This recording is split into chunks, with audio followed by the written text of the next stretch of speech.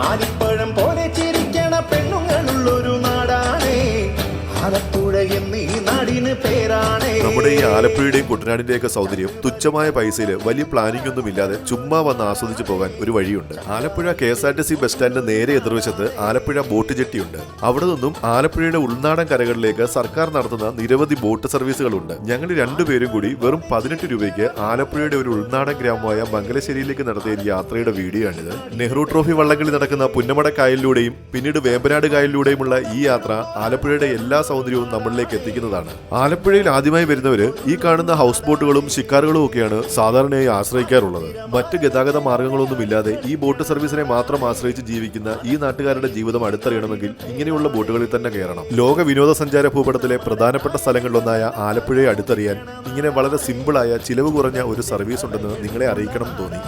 അപ്പോൾ വീഡിയോ ഇഷ്ടപ്പെട്ടെങ്കിൽ ഒന്ന് ലൈക്ക് ചെയ്തേക്കും.